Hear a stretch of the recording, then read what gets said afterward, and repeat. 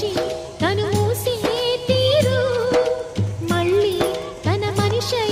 ఒడిలోకి చేరు మమతానురాగ స్వాగతాలు పాడ నవ్వవే నవమల్